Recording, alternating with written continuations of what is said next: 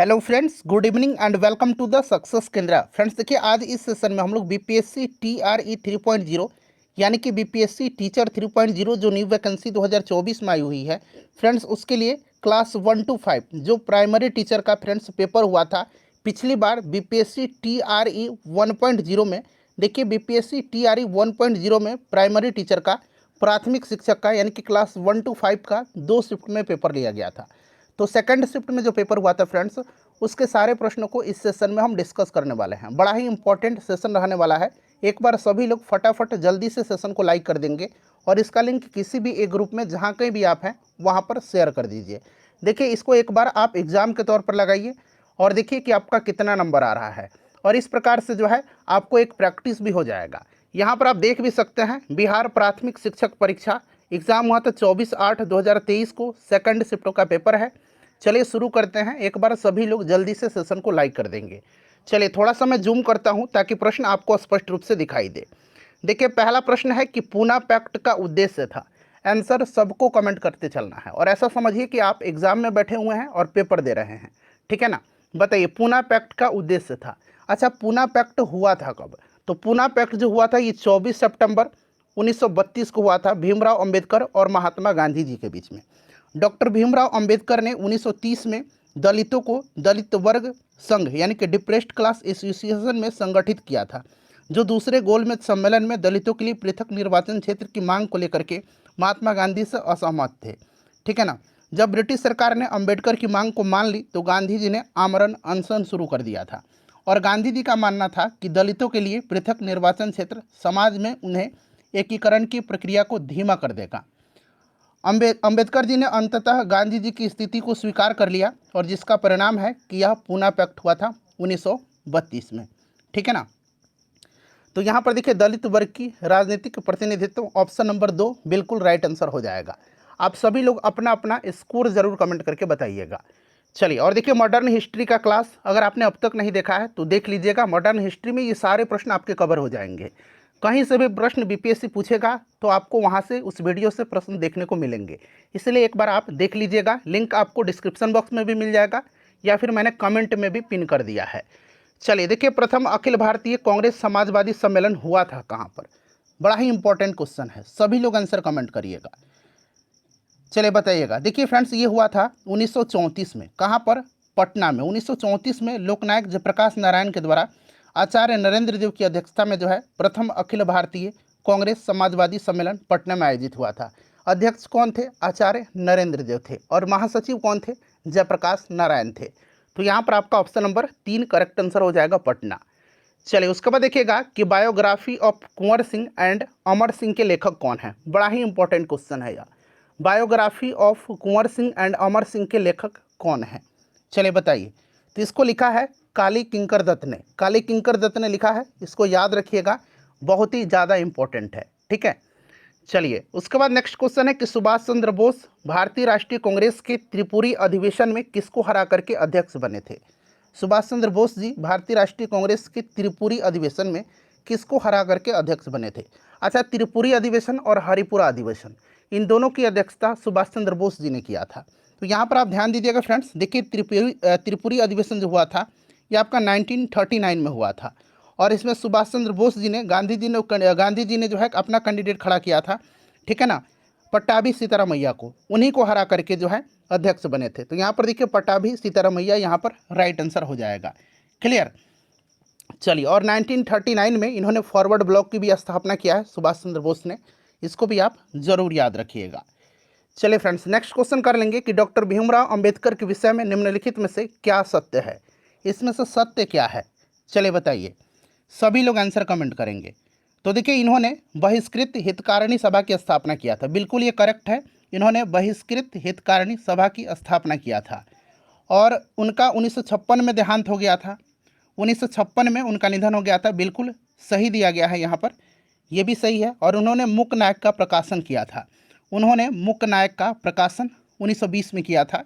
तो आपका ये भी करेक्ट है। तो एक से अधिक यहाँ पर राइट आंसर हो जाएगा इसका। चलिए आगे बढ़ेंगे, नेक्स्ट क्वेश्चन कर लेंगे कि इनमें से कौन समाचार पत्र न्यू इंडिया से संबंधित है? न्यू इंडिया से संबंधित, जैसा न्यू इंडिया और द कॉमनवेल्थ। कॉमनवेल्थ भी याद रखिएगा, न्यू इंडिया और कॉमनवेल्थ, ठीक है ना, यहाँ मैं लिख देता हूँ कॉमनवेल्थ, न्यू इंडिया और कॉमनवेल्थ। ये रचना किसकी है, इसके संपादक कौन है, ये पत्रिका जो है संबंधित किससे है, तो एनी बेसेंट की है, ठीक है ना। न्यू इंडिया और कॉमनवेल्थ दोनों याद रखिएगा। न्यू इंडिया और कॉमनवेल्थ किसका है, कॉमनवेल्थ भी याद रखिएगा, एनी बेसेंट का है, ठीक है ना। चलिए उसके बाद देखिए, भारतीय स्वतंत्रता संघर्ष के दौरान किसने स्वदेश बांधव समिति का गठन किया था, स्वदेश बांधव समिति का गठन किसने किया था। चलिए बताएंगे सभी लोग, इसका आंसर कमेंट करिएगा, सभी लोग आंसर कमेंट करिएगा। और बाल गंगाधर तिलक की पत्रिका है आपका मराठा, ठीक है ना, ये आपको याद होगा, और द केसरी, ठीक है ना, और गांधी जी का हरिजन, ये सब आप याद रखिएगा। तो यहाँ पर आपका हो जाएगा अश्विनी कुमार दत्त ने स्वदेश बांधव समिति का गठन किया था, ठीक है ना। राइट आंसर ऑप्शन नंबर यहाँ पर 3 हो जाएगा, अश्विनी कुमार दत्त। चलिए अगला प्रश्न है कि चंपारण नील आंदोलन के दौरान महात्मा गांधी के साथ कौन थे, महात्मा गांधी जी के साथ कौन थे, सभी लोग आंसर कमेंट करिएगा, महात्मा गांधी जी के साथ कौन थे, सभी लोग आंसर कमेंट करिएगा। तो देखिए गांधी जी को जो है राजकुमार शुक्ल जी जो हैं उन्होंने चंपारण आने का निमंत्रण दिया था। 1916 के लखनऊ अधिवेशन में गांधी जी से मिले थे और यहाँ पर जो नील कृषक थे उनकी दुर्दशा की तरफ गांधी जी का ध्यान आकृष्ट किया था और उनको चंपारण आने का निमंत्रण दिया था। और 1917 में गांधी जी चंपारण आए और भारत में उन्होंने अपना पहला सत्याग्रह किया, चंपारण सत्याग्रह के नाम से जाना जाता है, जो कि आपके तिनकटिया प्रथा के, तिनकटिया पद्धति के विरोध में था। देखिए 20 कट्ठा में जो है 3 कट्ठा खेत पर नील की खेती करना अनिवार्य होता था, इस चीज़ को आप ध्यान रखिएगा, ठीक है ना। और उसमें गांधी जी के साथ जो थे ये आपके जेबी कृपलानी थे, राजकुमार शुक्ल थे, राजेंद्र प्रसाद थे, ठीक है ना। उसके बाद आपके और भी लोग थे, ब्रजकिशोर प्रसाद थे, नरहरि पारिक थे। तो एक सादिक यहाँ पर देखिए राइट आंसर इसका हो जाएगा। चलिए उसके बाद नेक्स्ट क्वेश्चन है हमारा कि और बिहार का मॉडर्न हिस्ट्री भी मैंने कराया हुआ है, सब कुछ मैंने आपको कवर करा दिया है, आप एक बार रिविजन कर लीजिए बस। चलिए किस तिथि को अगस्त क्रांति 1942 के दौरान लिथिगो ने पटना और इसके आसपास की भीड़ पर गोली चलाने का आदेश दिया था, मोस्ट वीवीआई क्वेश्चन है, बताएंगे राइट आंसर इसका क्या हो जाएगा। तो फ्रेंड्स यह आपका राइट आंसर इसका क्या होगा, सभी लोग आंसर कमेंट करिएगा, सभी लोग। 11 अगस्त 1942 को पटना में जो आपके 7 छात्र जो थे ये शहीद हुए थे, इसको पटना सचिवालय गोलीकांड के नाम से जाना जाता है, 11 अगस्त 1942 को। तो ऑप्शन में 11 अगस्त नहीं है, तो उपरोक्त में से कोई नहीं, यहाँ पर करेक्ट आंसर हो जाएगा ऑप्शन नंबर यहाँ पर 5, उपरोक्त में से कोई नहीं, ठीक है ना फ्रेंड्स, इसको आप ज़रूर याद रखिएगा, बड़ा ही इंपॉर्टेंट है, ठीक है ना। चलिए उसके बाद नेक्स्ट क्वेश्चन कर लेंगे। अगला प्रश्न हमारा कि किस वर्ष बिहार प्रांतीय किसान सभा का गठन हुआ था। ये सारे के सारे प्रश्न अभी भी बहुत ही ज़्यादा इंपॉर्टेंट है आपके एग्जाम की दृष्टिकोण से। बिहार प्रांतीय किसान सभा का गठन जो है स्वामी शाहजानंद सरस्वती जी ने किया था। कब किया था, तो 1929 में किया था, 1929 में किया था, ठीक है ना। बिहार प्रांतीय किसान सभा का गठन, क्लियर। अच्छा 1922 में याद रखिएगा मोहम्मद जुबैर और श्री कृष्ण सिंह के द्वारा मुंगेर में एक किसान सभा का आयोजन किया गया था, इसे भी आप ध्यान रखेंगे। चलिए अगला प्रश्न है कि निम्नलिखित में से कौन सा विद्रोह या आंदोलन लंबी दाढ़ी रखने पर कर लगाए जाने के कारण हुआ था। चलिए सभी लोग बताइए इसका राइट आंसर क्या हो जाएगा। और देखिए यहाँ से मैं आपको बता देता हूँ कि 1936 में जो है स्वामी शाहजानंद सरस्वती जी जो है इन्होंने अखिल भारतीय किसान सभा का गठन किया था, और बिहार प्रांतीय किसान सभा का 1929 में। तो ये दोनों आप याद रखिएगा। और अखिल भारतीय किसान सभा के जो पहले अध्यक्ष थे, प्रथम अध्यक्ष थे, ये आपके कौन थे फ्रेंड्स, तो स्वामी शाहजानंद सरस्वती थे, ठीक है। चलिए उसके बाद देखिएगा ये वाला प्रश्न बताइए कि निम्नलिखित में से कौन सा विद्रोह या आंदोलन लंबी दाढ़ी रखने पर कर लगाए जाने के कारण हुआ था। तो यह विद्रोह कौन सा था फ्रेंड्स, तो यह विद्रोह जो था, यह आंदोलन जो था ये फराजी आंदोलन था, ठीक है, यह एक फराजी आंदोलन था, ठीक है। और देखिए फ्रेंड्स फराजी विद्रोह एक धार्मिक और किसान विद्रोह था जो 19वीं सदी की शुरुआत में जो है बंगाल में हुआ था, और इस विद्रोह का नेतृत्व हाजी सरियातुल्ला ने किया था, हाजी सरियातुल्ला ने किया था, इसे भी आप ध्यान रखेंगे, ठीक है। तो यहाँ पर देखिए ऑप्शन नंबर 3 फराजी आंदोलन राइट आंसर हो जाएगा। और यहाँ पर देखिए पागलपंथी विद्रोह, यह एक किसान विद्रोह था जो 19वीं सदी की शुरुआत में अवध में करम शाह के नेतृत्व में हुआ था।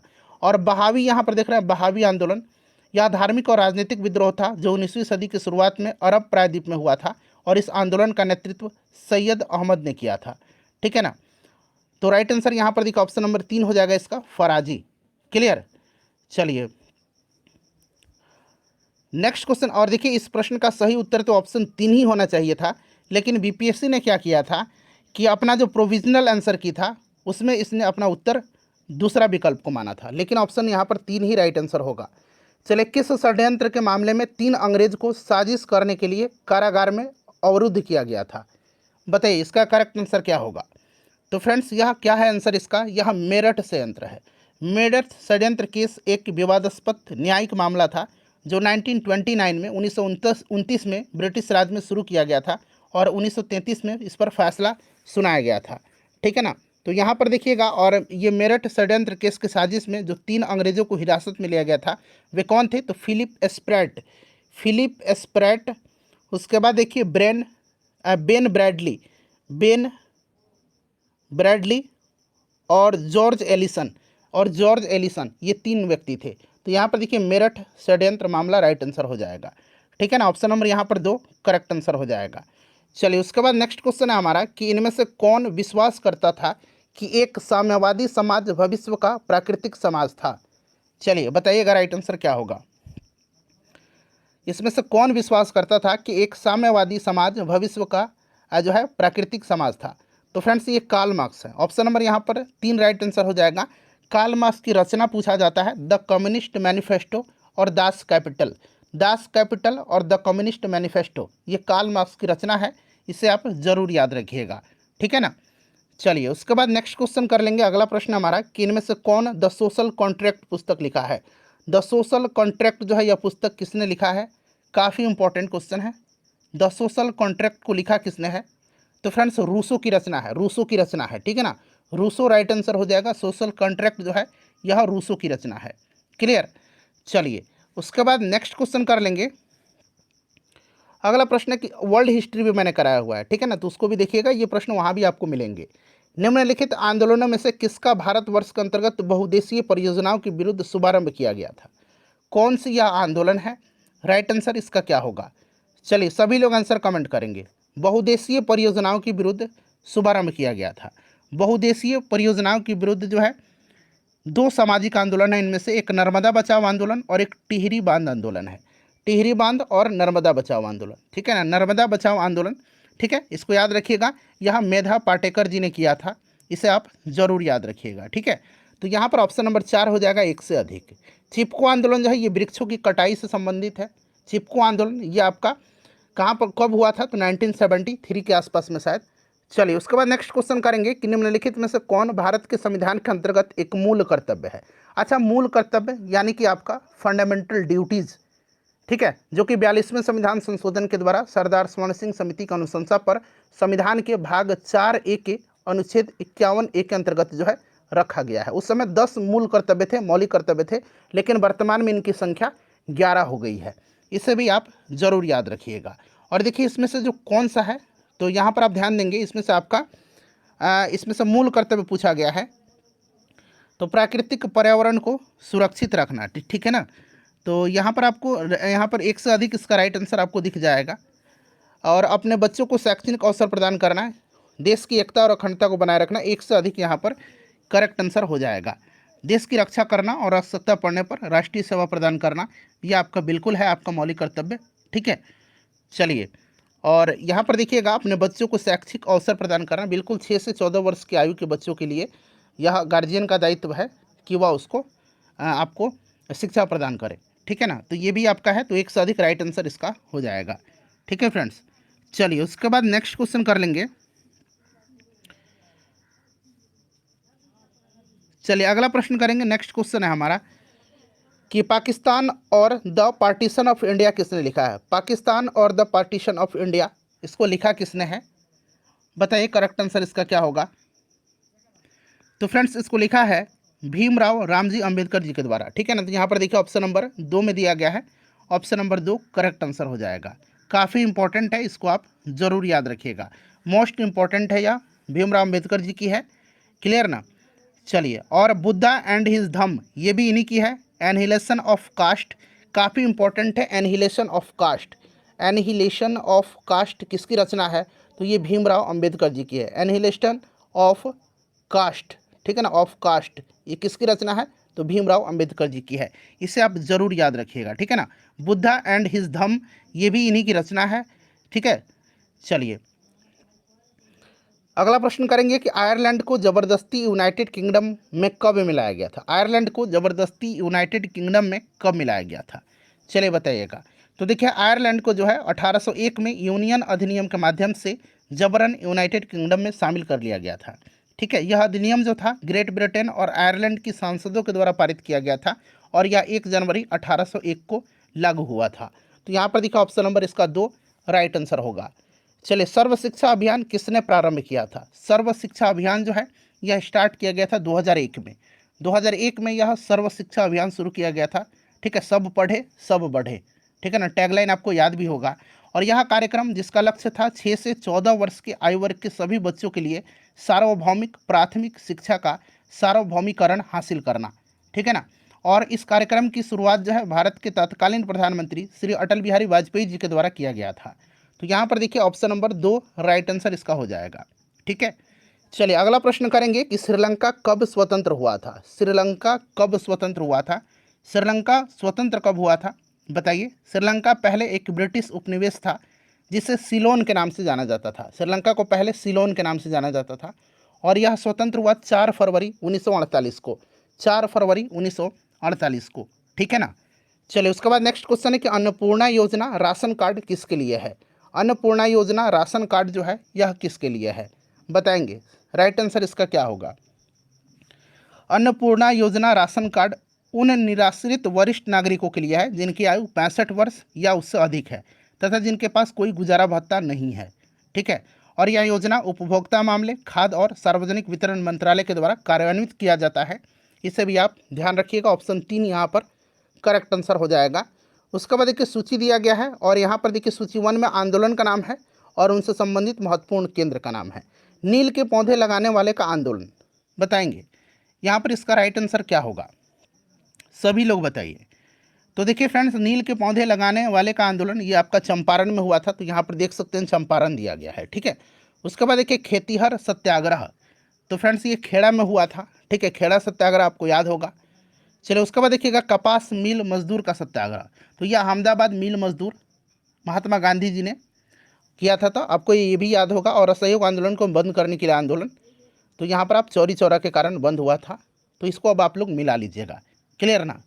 चलिए फ्रेंड्स आगे बढ़ जाएंगे। अब नेक्स्ट क्वेश्चन हो जाएगा कि भारत में प्रेस की स्वतंत्रता लोगों को प्राप्त है क्योंकि, कारण इसका बताइए। भारत में प्रेस की स्वतंत्रता जो है यह किस अनुच्छेद के अंतर्गत आता है? तो 19(1) ए आर्टिकल में आता है, ठीक है ना। प्रेस की स्वतंत्रता, बोलने की स्वतंत्रता, ठीक है। और यह एक प्रकार की अभिव्यक्ति की स्वतंत्रता है, ठीक है। तो यह विचार अभिव्यक्ति की स्वतंत्रता के अधिकार में निहित है। ऑप्शन नंबर यहाँ पर 2 राइट आंसर हो जाएगा। चलिए उसके बाद देखिएगा कि सूची 1 सूची 2 दिया गया है कुछ प्रांतों में संसाधनों की उपलब्धता, और नीचे आप देखेंगे तो संबंधित प्रांत के नाम यहाँ पर दिए गए हैं।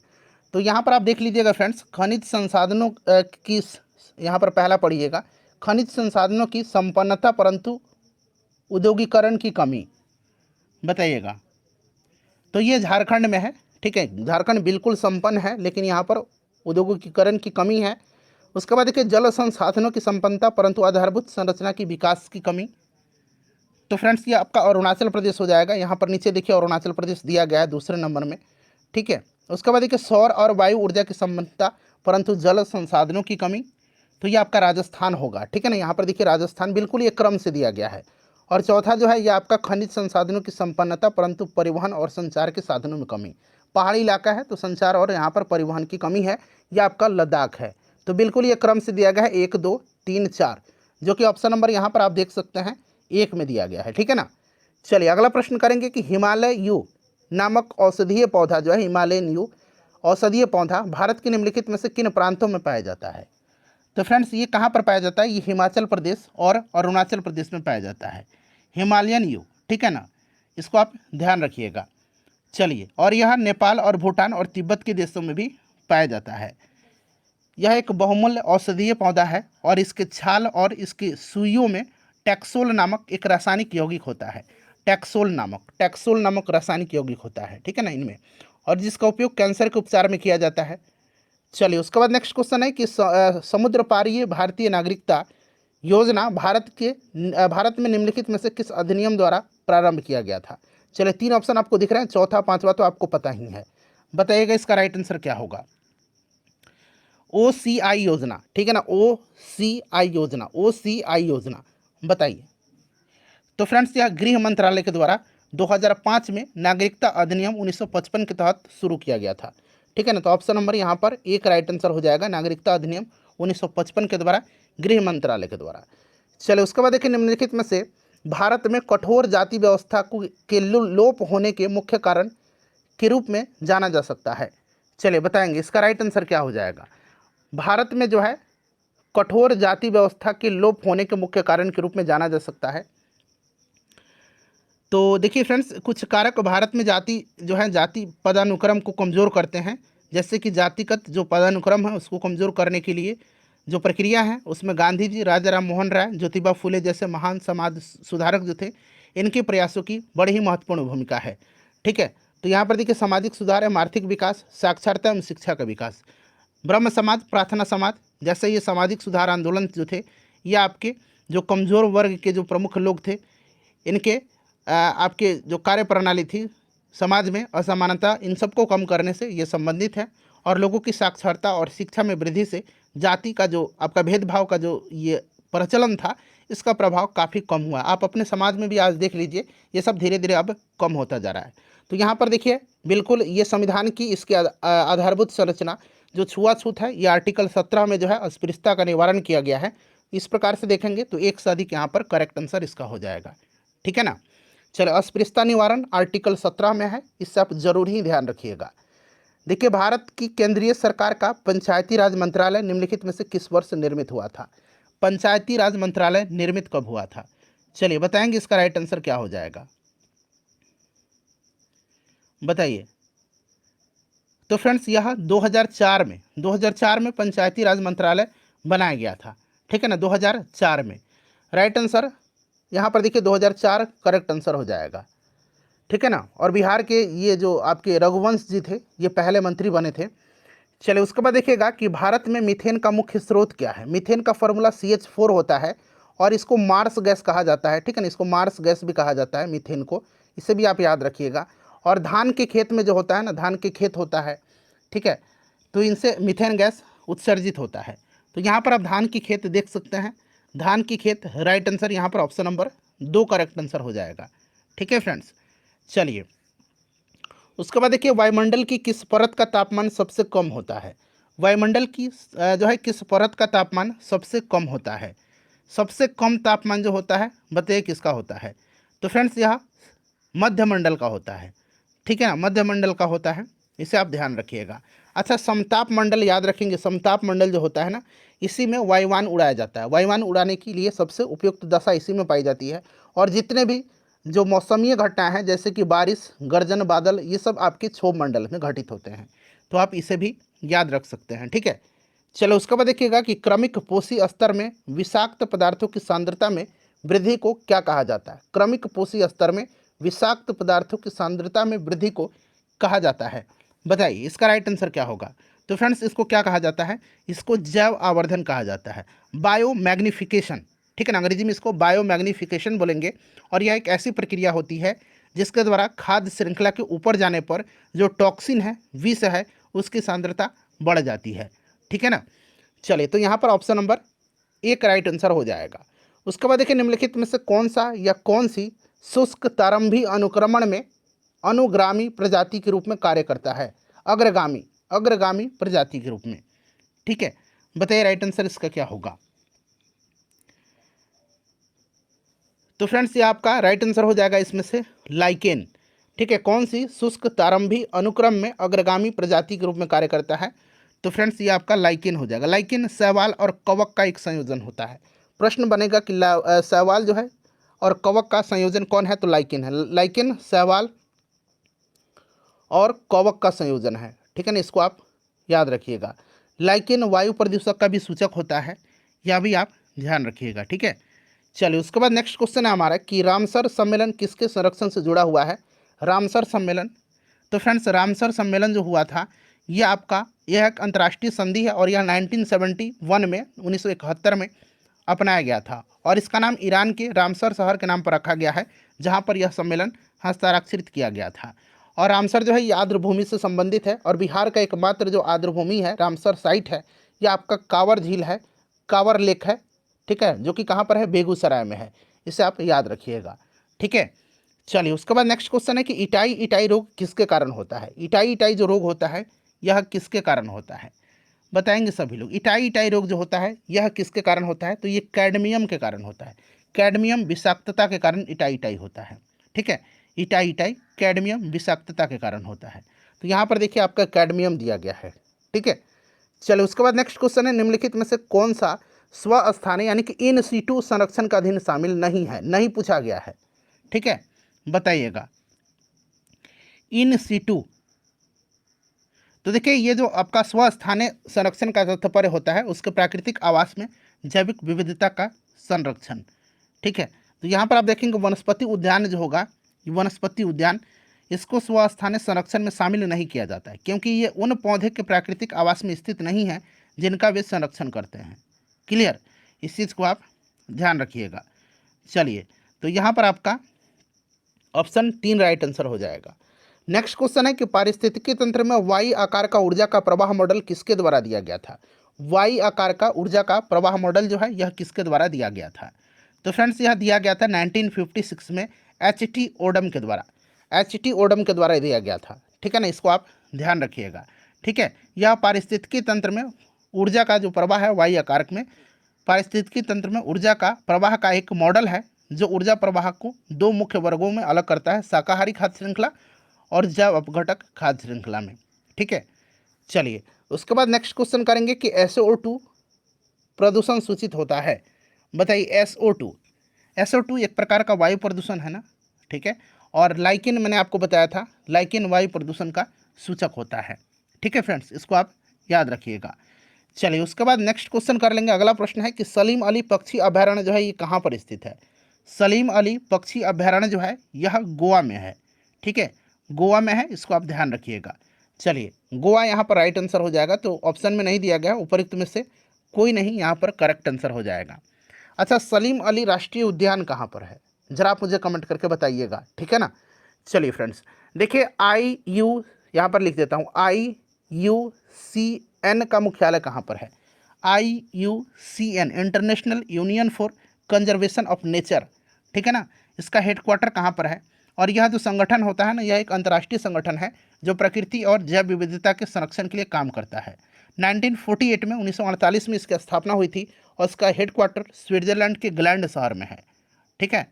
चलिए यही जो है आपका रेड डाटा बुक जो है जारी करता है, तो आपका स्विट्जरलैंड राइट आंसर होगा यहाँ पर। चलिए एक पोषी स्तर से दूसरे पोषी स्तर में कितनी ऊर्जा अवशोषित होती है, कितनी ऊर्जा अवशोषित होती है, बड़ा ही इंपॉर्टेंट है। तो बताइए राइट आंसर इसका क्या होगा। तो फ्रेंड्स 10% होती है, 10% जो है, और बाकी 90% ऊर्जा जो है यह इसका उपयोग पहले पोषी स्तर द्वारा वृद्धि विकास और प्रजनन के लिए किया जाता है। तो यहाँ पर 10% राइट आंसर होगा। देखिए श्वसन मूल किस में पाए जाते हैं, श्वसन मूल जो है यह पाए किस में जाते हैं, श्वसन मूल पाए जाते हैं किस में, बताइए श्वसन मूल किस में पाए जाते हैं। तो देखिए श्वसन मूल जो होते हैं ये पाए जाते हैं आपके लौनोखिद में, ठीक है ना। तो यहाँ पर आपका ऑप्शन नंबर 2 राइट आंसर हो जाएगा, ऑप्शन नंबर 2 हो जाएगा इसका करेक्ट आंसर, ठीक है। चलिए अगला प्रश्न है हमारा कि निम्नलिखित में से कौन सा द्वितीयक प्रदूषक है। द्वितीयक प्रदूषक कौन सा है। द्वितीयक प्रदूषक वायुमंडल में बनते हैं और किसी भी स्रोत जैसे कि वाहन या बिजली संयंत्र आदि से सीधे उत्सर्जित नहीं होते हैं ये, ठीक है ना। तो द्वितीयक प्रदूषक की बात करें तो sulphur trioxide, ozone, nitrogen oxide, उसके बाद ये आपका पैन और PBN जो है ये सब होता है, ठीक है। और यहाँ पर देखिएगा तो आपका ऑप्शन नंबर यहाँ पर 4 राइट आंसर हो जाएगा, 1 से अधिक। क्लियर। चलिए उसके बाद हम लोग अगला प्रश्न कर लेंगे। नेक्स्ट क्वेश्चन है हमारा कि पारिस्थितिकी तंत्र में ऊर्जा प्रवाह 10% नियम किसने दिया था। 10% नियम जो है ये दिया था किसने, तो फ्रेंड्स याद रखिएगा यह नियम दिया है लिंडमैन ने, ठीक है ना, लिंडमैन के द्वारा दिया गया था। तो यहाँ पर देखिए लिंडमैन, ऑप्शन नंबर यहाँ पर 3 राइट आंसर हो जाएगा। चलिए उसके बाद अगला प्रश्न है हमारा कि भारत में उष्णकटिबंधीय वर्षावन कहाँ पर पाए जाते हैं। भारत में उष्णकटिबंधीय वर्षावन या सदाबहार वन जो है ये कहाँ पर पाए जाते हैं? तो फ्रेंड्स देखिए ये कहाँ पर पाए जाते हैं, तो ये केरल में पाए जाते हैं। ठीक है, यहाँ पर आपका केरल राइट आंसर हो जाएगा, केरल राइट आंसर हो जाएगा। ये वन पश्चिमी घाट के भारी वर्षा वाले क्षेत्र और लक्षद्वीप, अंडमान निकोबार, केरल, असम के ऊपरी भाग और तमिलनाडु तट के द्वीप समूह तक सीमित हैं। ठीक है ना, तो यहाँ पर देखिए केरल दिया गया है। चलो उसके बाद देखिएगा नेक्स्ट क्वेश्चन है हमारा, जितने भी जीके साइंस करंट के क्वेश्चन है उनको हम लोग कवर कर रहे हैं। ठीक है ना, देखिए प्रकाश तरंगें किस प्रकार की तरंग होती हैं? प्रकाश तरंग जो है ये किस प्रकार की तरंग है? सभी लोग आंसर कमेंट करिएगा कि प्रकाश तरंग किस प्रकार की तरंग होती है। बड़ा इंपॉर्टेंट क्वेश्चन है। तो देखिए प्रकाश तरंग जो होती हैं ये आपका किस प्रकार की तरंग है? तो पहले तो ये एक अनुप्रस्थ तरंग है, और देखिए फ्रेंड्स ये आपका साथ ही साथ यह विद्युत चुंबकीय अनुप्रस्थ तरंग है। एक विद्युत चुंबकीय भी है और अनुप्रस्थ भी है, तो एक तरह से देखेंगे तो यह विद्युत चुंबकीय अनुप्रस्थ तरंग है, इसलिए एक प्रकार से देखा जाए तो इसका राइट आंसर हो जाएगा। चलिए उसके बाद नेक्स्ट क्वेश्चन है कि प्रबल अम्ल और दुर्बल क्षारक से बने लवण का पीएच मान क्या होगा? प्रबल अम्ल और दुर्बल क्षारक, बताइए, सोच समझ के आंसर बताइएगा। तो देखिए फ्रेंड्स ये आपके इसके पीएच 7 से कम होंगे। ठीक है ना, पीएच 7 से इसके कम होंगे। ठीक है, 7 से कम होंगे, यानी कि 7 से कम एसिडिक नेचर का होगा, अम्लीय प्रवृत्ति का होगा। चलिए उसके बाद देखिए 1 गीगाबाइट बराबर होता है, 1 गीगाबाइट बराबर होता है, 1 जीबी बराबर कितना होता है? 1 जीबी बराबर कितना होता है? तो 1 जीबी बराबर 1024 MB होता है। ठीक है ना, तो यहाँ पर देखिए 1024 MB दिया गया है। ठीक है, 1 किलोबाइट पूछेगा तब 1 KB बराबर, तो 1 KB बराबर कितना होता है? 1 KB बराबर होगा आपका कितना? 1024 बाइट होगा। ठीक है, तो ये सब आप याद रखिएगा। चलिए सोडियम हाइड्रोक्साइड और हाइड्रोक्लोरिक अम्ल की अभिक्रिया से सोडियम क्लोराइड और जल बनते हैं, यह कौन सी अभिक्रिया है? यह कौन सी अभिक्रिया है बताइएगा। देखिए सोडियम हाइड्रोक्साइड और हाइड्रोक्लोरिक अम्ल, ठीक है, एक सोडियम हाइड्रोक्साइड है NaOH है, और एक आपका अम्ल है, एसिड है। तो अम्ल और क्षार के बीच जब प्रतिक्रिया होगा तो उसको उदासीनीकरण के रूप में जाना जाता है। ठीक है ना, तो यहाँ पर उदासीनीकरण यहाँ पर राइट आंसर हो जाएगा। चलिए उसके बाद नेक्स्ट क्वेश्चन हमारा कि ऊर्जा उत्पादन के लिए कोशिका प्राय किसका उपयोग करती हैं? ऊर्जा उत्पादन के लिए कोशिका जो है किसका उपयोग करती हैं? तो फ्रेंड्स यहाँ उपयोग करती हैं ग्लूकोज का। ठीक है ना, और देखिए ग्लाइकोजन जो होता है, ग्लाइकोजन याद रखिएगा, ग्लाइकोजन, ग्लाइकोजन कहाँ संचित रहता है? तो ग्लाइकोजन हमारे लीवर में और मांसपेशी में संचित रहता है, इस चीज़ को आप याद रखिएगा, ग्लाइकोजन। चलिए उसके बाद देखिएगा कि पीयूष ग्रंथि का कार्य क्या है? पीयूष ग्रंथि का कार्य बताइए। पीयूष ग्रंथि, इसको पिट्यूटरी ग्लैंड कहा जाता है। ठीक है ना, इसको मास्टर ग्रंथि भी कहा जाता है, और यहीं से वृद्धि हार्मोन स्रावित होता है। ठीक है, इसको आप ध्यान रखिएगा, सभी अंगों में वृद्धि को प्रोत्साहित करना। ठीक है, बिल्कुल ये आपका सही दिया गया है। और देखिए ध्यान से सुनिएगा, ये जो आपका मास्टर ग्लैंड है ना, मास्टर ग्लैंड, तो देखिए फ्रेंड्स ये अन्य स्रावी ग्रंथियों को, कार्यप्रणाली को भी नियंत्रित करता है। ठीक है ना, और थायराइड ग्रंथि, अधिवृक्क ग्रंथि, अंडाशय और अंडकोश सभी मास्टर ग्रंथि द्वारा नियंत्रित होते हैं, इसे भी आप याद रखिएगा। तो पुरुषों में यौन अंगों को विकसित करना, ठीक है ना, तो एक से अधिक, वैसे भी इसका राइट आंसर हो जाएगा, ऑप्शन नंबर 4 हो जाएगा। क्लियर है? चलिए शक्कर में चीनी और नमक के स्तर को नियंत्रित करना, चूंकि यह आपका थायराइड ग्रंथि, अधिवृक्क ग्रंथि, अंडाशय और अंडकोश सभी मास्टर ग्रंथि के द्वारा नियंत्रित होते हैं, इसे भी आप ध्यान रख सकते हैं। ठीक है, चलिए अगला प्रश्न है कि मस्तिष्क के कौन से भाग रक्तचाप को नियंत्रित करता है? रक्तचाप को नियंत्रित कौन करता है? तो फ्रेंड्स यह करता है आपका रक्तचाप को, बताइए, सेरिबेलम मेडुला। यहाँ पर देखिए सेरिबेलम दिया गया है, यहाँ पर मेडुला भी दिया गया है, यहाँ पर भी है cerebellum medulla of pons. Option 2 right answer होगा। ठीक है ना, ऑप्शन 2 यहाँ पर राइट आंसर हो जाएगा। चलिए उसके बाद नेक्स्ट क्वेश्चन है हमारा कि भू स्थिर उपग्रह घूमता है। भू स्थिर उपग्रह जो है यह घूमता है। तो फ्रेंड्स यह पृथ्वी से अगर हम बात करते हैं, भूमध्य रेखा पर लगभग 3600 किलोमीटर की ऊंचाई पर रखा जाता है। ठीक है, 3600 किलोमीटर की ऊंचाई पर भू स्थिर उपग्रह को, जो उसी दिशा में घूमता है जिस दिशा में पृथ्वी घूमती है, यानी कि पश्चिम से पूर्व की ओर। क्लियर? तो स्थिर ऊंचाई पर, यहाँ पर देखिए ऑप्शन नंबर 1 इसका राइट आंसर हो जाएगा, स्थिर ऊंचाई पर। चलिए प्रिज्म द्वारा सफ़ेद प्रकाश के परिक्षेपण में कौन सा रंग अधिक विचलित होता है? तो जिसका भी तरंग दैर्घ्य सबसे कम होगा वह ज़्यादा विचलित होगा। तो सबसे कम तरंग दैर्घ्य बैगनी का होता है, तो बैगनी का कम तरंग दैर्घ्य है, इसलिए अधिक विचलित होगा। जिसका तरंग दैर्घ्य ज़्यादा होगा, यानी कि लाल का तरंग दैर्घ्य ज़्यादा होता है, तो यह कम विचलित होगा, इसे आप ध्यान रखिएगा। चलो उसके बाद देखिएगा कि मेघ गर्जन के समय निम्नलिखित में से क्या सुरक्षित है। जब मेघ गरजे तो इसमें से सुरक्षित क्या है, छोटे पेड़ के नीचे आश्रय ले लीजिए। ऑप्शन एक यहाँ पर राइट आंसर हो जाएगा। ठीक है, नेक्स्ट क्वेश्चन कर लेंगे। अगर आप जंगल में हैं तो इस कंडीशन में आप छोटे पेड़ के नीचे आश्रय ले लें। ठीक है, खुली जगह में खड़ा मत रहिए, छतरी लेकर के मत खड़ा रहिएगा, पानी में तो बिल्कुल नहीं जाना है। स्वतंत्र रूप से पृथ्वी की ओर गिरते हुए निकाय की कुल ऊर्जा क्या होगी। स्वतंत्र रूप से यह गिर रहा है, इस चीज़ को आप ध्यान रखिएगा। तो स्वतंत्र रूप से जब भी गिरेगा तो उसकी कुल जो ऊर्जा होती है निकाय की वह स्थिर रहती है। तो यहाँ पर देखिए ऑप्शन नंबर 2 राइट आंसर हो जाएगा, स्थिर रहती है।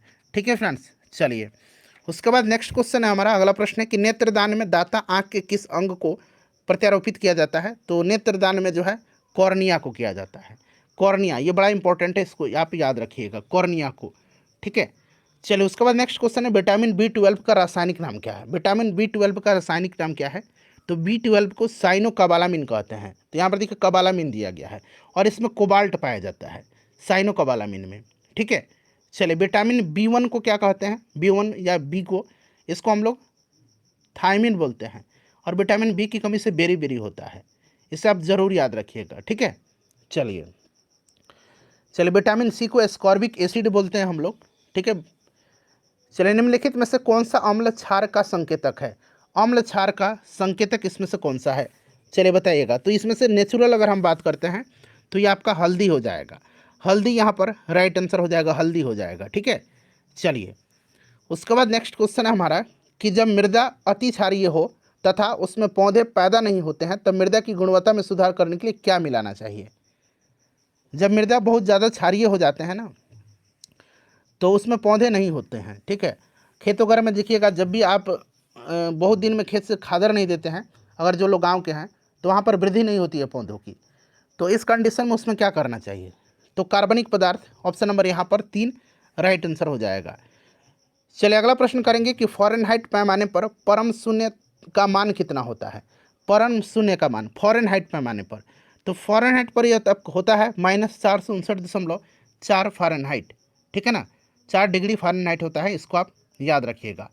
यह संभवतः सबसे ठंडा तापमान है और आपका -273.15 डिग्री सेल्सियस होता है यह। या फिर अगर हम फ़ारेनहाइट में बात करते हैं, सेल्सियस में 273.15 डिग्री सेल्सियस होता है और फ़ारेनहाइट पर आपका -459.67 होता है। ठीक है ना, तो यहाँ पर आपका ऑप्शन नंबर 2 इसका राइट आंसर हो जाएगा। चलिए फ्रेंड्स आगे बढ़ेंगे। अब लोग अगला प्रश्न कर लेंगे कि निम्नलिखित में से कौन सा बांध महानदी पर स्थित है। तो महानदी पर हीराकुंड है उड़ीसा में। ठीक है, चलिए उसके बाद नेक्स्ट क्वेश्चन कर लेंगे। और यहाँ पर देखिएगा आपका घुमरापदर बांध जो है ये आपका छत्तीसगढ़ में है। एक मिनट रुक जाइए, हीराकुंड भी है, घुमरापदर भी है, छत्तीसगढ़ में, ये आपका महानदी पर ही है। और यहाँ पर देखिए दुधवा बांध भी महानदी पर ही है छत्तीसगढ़ में। तो एक से अधिक यहाँ पर राइट आंसर होगा। ठीक है ना, ये आपका उड़ीसा में है, ये आपका दोनों छत्तीसगढ़ में महानदी पर है। तो एक से अधिक यहाँ पर राइट आंसर हो जाएगा। ठीक है, ये उड़ीसा में है और ये सब छत्तीसगढ़ में है महानदी पर। चलिए तो याद रखिएगा, अल अक्स का मस्जिद काफ़ी चर्चा में रहा था। ठीक है ना, करंट का रिलेटेड क्वेश्चन है। ये कहाँ पर स्थित है अल अक्सा मस्जिद। तो ये मस्जिद कहाँ पर है फ्रेंड्स, बताइए। जेरूसलम में है। ठीक है ना, चलिए उसके बाद देखिए निम्नलिखित में से कौन सा देश नाटो का सदस्य है। North Atlantic Treaty Organization, NATO का उत्तरी अटलांटिक संधि संगठन 1949 में नाटो की स्थापना किया गया था। ठीक है, और इसमें से अगर सदस्य देश देखा जाए तो इसमें से कनाडा भी है, उसके बाद इसका सदस्य डेनमार्क भी है और बेल्जियम भी है। तो एक से अधिक यहाँ पर राइट आंसर हो जाएगा। ठीक है ना, चलिए और इसका हेडक्वार्टर नाटो का कहाँ पर है, ब्रुसेल्स में है, बेल्जियम में है। देखिए कथन एक पृथ्वी एक परिवार एक भविष्य किसके साथ संबद्ध है, बताइए। एक पृथ्वी एक परिवार और एक भविष्य, तो ये जो आपका G20 हुआ था, ठीक है ना, G20 2023 में, उसी का है वसुधैव कुटुंबकम। टैगलाइन था, विषय था वसुधैव कुटुंबकम, यानी कि एक पृथ्वी एक परिवार और एक भविष्य। ठीक है, अगला G20 ब्राज़ील में होगा 2024 वाला, तो आप इसे भी याद रखिएगा। चलिए क्वाड के संबंध में निम्नलिखित में से कौन सा कथन सही है। क्वाड में 4 देश हैं, कौन कौन से देश हैं, तो इसमें भारत, अमेरिका, ऑस्ट्रेलिया और जापान है।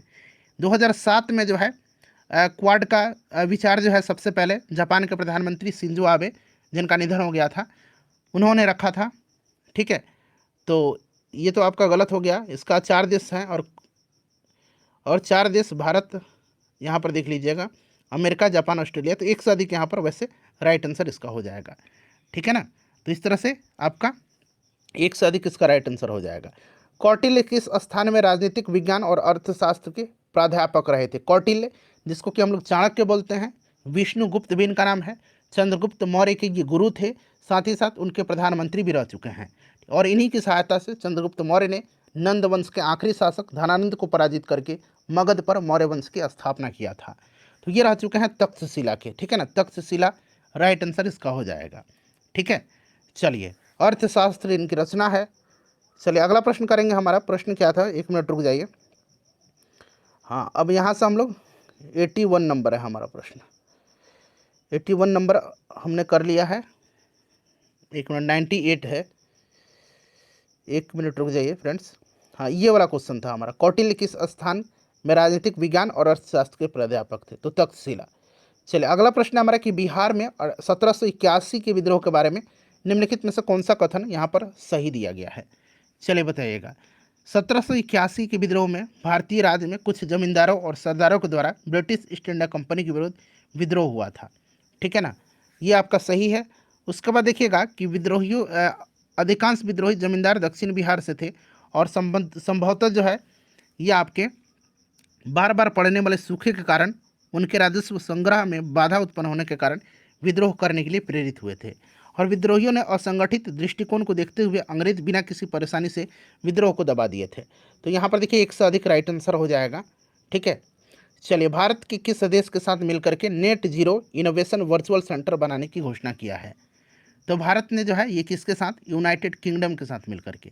और इसका उद्देश्य नवीकरण स्रोत के, जो नवीकरणीय स्रोत हैं, रिन्यूएबल, ठीक है ना, इनके रूप में ग्रीन हाइड्रोजन और विनिर्माण प्रक्रियाओं और परिवहन प्रणालियों के डीकार्बोनाइजेशन जैसे प्रमुख फोकस क्षेत्रों पर काम करने के लिए दोनों देशों के जो है बीच में यह सहमति बनी है। तो यहाँ पर ब्रिटेन राइट आंसर हो जाएगा इसका। चलिए, भारत की 9 उद्घाटित संसद में सांसदों के लिए कुल कितनी सीटें हैं? काफ़ी इंपॉर्टेंट क्वेश्चन है, बताइएगा। तो देखिए फ्रेंड्स, इसमें जो है 543 जो है, 1 मिनट रुक जाए, 888 जो है ये लोकसभा के लिए है, ठीक है। और 384 जो है ये राज्यसभा के लिए है। तो 8 4 12, 8 8 16 1 17, 8 3 11 1 12, 1272 यहाँ पर करेक्ट आंसर होगा। ऑप्शन नंबर 1 यहाँ पर करेक्ट आंसर हो जाएगा, ठीक है ना। चलिए नेक्स्ट क्वेश्चन कर लेंगे। अगला प्रश्न है हमारा कि भारत सरकार ने किसान बीमा दावों के लिए कौन सा ऑनलाइन प्लेटफॉर्म लॉन्च किया है? तो यह ऑनलाइन प्लेटफॉर्म जो है इसका नाम क्या है? इसका नाम है डीजी क्लेम। डीजी क्लेम इसका नाम है, इसको आप ध्यान रखिएगा। चलिए, नासा के मून टू मार्स जो प्रोग्राम है, मिशन है मून टू मार्स, इसके प्रमुख रूप में किसे नियुक्त किया गया है? तो इसके प्रमुख के रूप में किसे नियुक्त किया गया है? तो फ्रेंड्स, यह नियुक्त किया गया है अमित क्षत्रिय को। अमित क्षत्रिय राइट आंसर हो जाएगा, जो कि ऑप्शन नंबर यहाँ पर देखिए 3 में दिया गया है। बिहार के मद्य निषेध और उत्पाद शुल्क संशोधन अधिनियम 2022 के अनुसार शराब की ढुलाई करने वाले वाहनों को छोड़ने हेतु जुर्माने के रूप में उनकी बीमित राशि का कितना प्रतिशत देना होगा? तो फ्रेंड्स, यह उनका 10% देना होगा, 10% या 5 लाख रुपये जो भी हो, ठीक है ना। चलिए, यहाँ पर 10% राइट आंसर हो जाएगा। उसके बाद देखिएगा कि एयरबस एवं बोइंग के मुकाबले के लिए किस देश ने C19, यहाँ पर देखिए C919 यानी कि 919 C919 यात्री विमान बनाया है। तो फ्रेंड्स, ये बनाया है किसने? तो ये चाइना ने बनाया है, ठीक है। चलिए, चाइना ने बनाया है। उसके बाद देखिएगा कि कृतिराज सिंह जो है ये किस खेल से संबंधित है? कृतिराज सिंह जो है यह आपके वेट लिफ्टिंग से संबंधित है, वेट लिफ्टिंग से, ठीक है ना, वेट लिफ्टिंग भारोत्तोलन से संबंधित है। चलिए, उसके बाद नेक्स्ट क्वेश्चन है कि बिहार उद्योग विभाग के द्वारा जारी औद्योगिक विकास रैंकिंग 2022 में किस जिले ने सर्वोच्च स्थान प्राप्त किया है? तो फ्रेंड्स, यह जिला सिवान है, ठीक है ना, सिवान ने सबसे ज़्यादा अंक प्राप्त किया है। चलिए, और दूसरे स्थान पर पटना रहा। नेक्स्ट क्वेश्चन है हमारा कि मौलिक अधिकारों को लागू करने के लिए न्यायालय निम्नलिखित में से किसे जारी कर सकता है? तो न्यायालय रिट जारी कर सकता है। क्या रिट जारी कर सकता है? 5 प्रकार के रिट होते हैं, आपको भी पता है। और अनुच्छेद 32 के तहत सुप्रीम कोर्ट रिट जारी कर सकता है, और अनुच्छेद 226 के तहत हाई कोर्ट यानी कि उच्च न्यायालय रिट जारी कर सकता है, ठीक है। चलिए, और 5 प्रकार के रिट होते हैं, इसे आप जरूर याद रखिएगा। देखिए अरब सागर और बंगाल की खाड़ी के अपवाह तंत्र के बीच मुख्य जल विभाजक है। तो फ्रेंड्स इसमें से आपका दिल्ली रिज, अरावली पर्वत श्रेणी, सह्याद्री और अमरकंटक की पहाड़ियाँ। ऑप्शन नंबर यहाँ पर एक करेक्ट आंसर हो जाएगा। ठीक है, चलिए उसके बाद नेक्स्ट क्वेश्चन है हमारा कि शीतकाल में उत्तर पश्चिम भारत में, शीतकाल में उत्तर पश्चिम भारत में सक्रिय रहने वाले पश्चिमी विक्षोभ का उत्पत्ति स्थल कौन सा है? पश्चिमी विक्षोभ चक्रवाती तूफान है जो भूमि पर बनते हैं और ये ज़्यादातर भूमध्य सागरीय क्षेत्र में उष्णकटिबंधीय क्षेत्रों में गर्म हवा और उत्तरी ध्रुव क्षेत्रों में ठंडी हवा के मिश्रण के कारण तापमान में उतार चढ़ाव के कारण होते हैं। और सर्दियों के दौरान पश्चिमी विक्षोभ उत्तर और उत्तर पश्चिम भारत में बारिश भी लाता है। तो यहाँ पर देखिएगा पश्चिम एशिया का भूमध्य सागरीय तटीय क्षेत्र। ठीक है, चलिए उसके बाद देखिएगा कि जीटी ट्राइवार्था के अनुसार भारत में एम प्रकार की जलवायु का क्षेत्र क्या है? ट्राइवार्था के अनुसार, ट्राइवार्था के अनुसार जो है क्या है बताइए, राइट आंसर इसका क्या होगा? तो फ्रेंड्स ये आपका हो जाएगा पश्चिमी घाट का। ठीक है ना, पश्चिमी घाट का।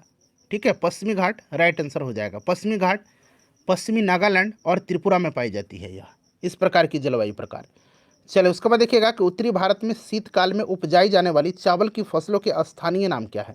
नॉर्थ इंडिया में, नॉर्थ इंडिया में पूछा जा रहा है। तो ये आपका अमन, अगहनी साली, ये सब आपका ऑप्शन नंबर एक राइट आंसर हो जाएगा। चलिए उसके बाद नेक्स्ट क्वेश्चन है हमारा कि निम्नलिखित में से कौन सी मध्यवर्ती गंगा के मैदान कृषि जलवायु प्रदेश की विशेषता नहीं है? मध्यवर्ती गंगा के मैदानी कृषि जलवायु प्रदेश की विशेषता नहीं है। तो यहाँ पर देखिए इसका राइट आंसर क्या होगा? तो देखिए फ्रेंड्स इसमें से कोई रही राइट आंसर हो जाएगा। मध्य गंगा के मैदानी क्षेत्र में आपका उत्तर प्रदेश और बिहार आता है। ठीक है, और इसका 2 से अधिक राज्यों में विस्तार है। तो नहीं, आपका उत्तर प्रदेश बिहार हो जाएगा। 100 सेंटीमीटर से अधिक वर्षा होती है। 100 सेंटीमीटर से 200 सेंटीमीटर के बीच वर्षा होती है, जो औसत वर्षा होती है। ठीक है, उसके बाद देखिएगा अगला दिया गया कि यह गंगा और उसकी सहायक नदियों के अपवाह क्षेत्र में स्थित है। यह गंगा और उसकी सहायक नदियों के अपवाह क्षेत्र में स्थित है। तो बिल्कुल यहाँ पर यह गंगा और उसकी सहायक नदियों के अपवाह क्षेत्र में स्थित है और यह गंगा और उसकी सहायक नदियों द्वारा सिंचित एक उपजाऊ जलोढ़ मिट्टी है। तो एक से अधिक राइट आंसर होगा, क्योंकि 100 से 200 सेंटीमीटर, तो 100 से अधिक होती है, बिल्कुल सही है। 2 से अधिक राज्यों में विस्तार, तो ये आपका यहाँ पर मेरे हिसाब से पहला स्टेटमेंट आपका गलत है, बाकी दूसरा और तीसरा सही है। चलिए निम्नलिखित में से कौन सा शीत कटिबंध में आता है? शीत कटिबंध में कौन सा आता है?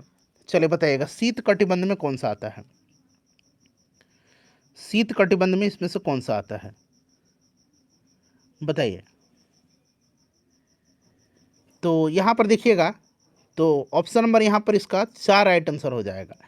ठीक है ना, एक से अधिक इसका राइट आंसर हो जाएगा। ठीक है, एक से अधिक यहाँ पर करेक्ट आंसर हो जाएगा। चलिए अगला प्रश्न है कि सतलुज और काली नदी के बीच में स्थित हिमालय को क्या कहा जाता है? ये क्वेश्चन ये बनता है। तो सतलुज और काली के बीच के हिमालय को कुमायूं हिमालय कहा जाता है। ठीक है ना, उसके बाद देखिए सिंधु और सतलज के बीच के हिमालय को पंजाब हिमालय के रूप में जाना जाता है। काली और तीस्ता के बीच के हिमालय को किस नाम से जाना जाता है? नेपाल हिमालय के नाम से जाना जाता है। और तीस्ता और दिहांग के बीच के हिमालय को असम हिमालय के नाम से जाना जाता है।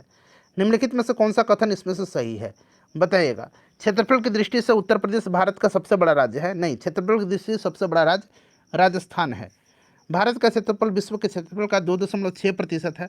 नहीं, 2.4% तो हमने पढ़ा हुआ है। ठीक है, 2011 की जनगणना के अनुसार सिक्किम की जनसंख्या 6 लाख है। तो लगभग जो है सिक्किम की जनसंख्या 6 लाख ही है। ठीक है, तो मेरे हिसाब से ऑप्शन नंबर यहाँ पर 3 राइट आंसर होगा। क्लियर, चलिए, और ये दोनों स्टेटमेंट गलत था। उसके बाद नेक्स्ट क्वेश्चन देख लेंगे। अगला प्रश्न है कि भारत में 1952 की राष्ट्रीय वन नीति, अच्छा प्रश्न बनेगा कि भारत में पहली बार राष्ट्रीय वन नीति कब लागू किया गया था? तो याद रखिएगा 1952 में। ठीक है ना, 1952 की राष्ट्रीय वन नीति में उल्लिखित देश के कुल भौगोलिक क्षेत्र के वन क्षेत्र का वांछित प्रतिशत कितना होना चाहिए? बड़ा ही इंपॉर्टेंट क्वेश्चन है, एक बार सभी लोग इसका आंसर कमेंट कर दीजिए। तो फ्रेंड्स यह 33%। ठीक है ना, याद रखिएगा। चलिए 33% यहाँ पर करेक्ट आंसर हो जाएगा। नेक्स्ट क्वेश्चन कर लेंगे। अगला प्रश्न, और 2021 का जो फॉरेस्ट रिपोर्ट था उसके अनुसार कुल भौगोलिक क्षेत्रफल का कितना क्षेत्र है? 24.62% है। इसे आप जरूर याद रखिएगा। ठीक है, और क्षेत्रफल की दृष्टि से मध्य प्रदेश में सबसे ज़्यादा वन है, और प्रतिशत में पूछेगा तो मिजोरम में। चलो उसके बाद देखिएगा कि निम्नलिखित में से कौन सा स्थानांतरित कृषि का स्थानीय नाम है? तो इसमें से आपका राइट आंसर जो होगा फ्रेंड्स एक से अधिक हो जाएगा। एक से अधिक हो जाएगा। ठीक है ना, एक से अधिक। बेवर जो है, बेवर या दहिया, यहाँ पर देखिए बेवर जो है यह आपका मध्य प्रदेश में बेवर या दहिया, आंध्र प्रदेश में पोंडू, ठीक है ना, पोंडू यहाँ पर दिया गया है, और दहिया मैंने आपको बता दिया, एक से अधिक राइट आंसर हो जाएगा। स्थानांतरित कृषि का नाम अलग अलग देश में अलग अलग होता है, तो एक बार वो लोग आप देख लीजिएगा, ठीक है ना, प्रश्न बनता है वहाँ से। अमेजन बेसिन में एक बड़े मकान को क्या नाम दिया गया है जिसकी छत की तिरछी खड़ी ढाल होती है? बताइएगा, इसका राइट आंसर क्या हो जाएगा? जिसका नाम दिया गया है मलोका, इसका नाम मलोका दिया गया है, ठीक है ना, यहाँ पर मलोका राइट आंसर हो जाएगा, मलोका करेक्ट आंसर हो जाएगा। उसके बाद देखिएगा कि ऐतिहासिक दक्षिणापथ नामक क्षेत्र का विस्तार क्या है? दक्षिणापथ नामक क्षेत्र का विस्तार, तो फ्रेंड्स इसका विस्तार विंध्याचल पर्वत श्रेणी से लेकर के कृष्णा नदी तक है, ठीक है ना, ऑप्शन नंबर यहाँ पर 3 राइट आंसर हो जाएगा। तो फ्रेंड्स अपना स्कोर बताइए। पूरा 120 प्रश्न पिछले बार पूछा गया था, मैंने आपको कवर करा दिया है, और इसी प्रकार से आप कहेंगे तो फर्स्ट शिफ्ट वाला भी मैं कवर करा दूंगा। वीडियो को लाइक कर दीजिए और शेयर कर दीजिएगा।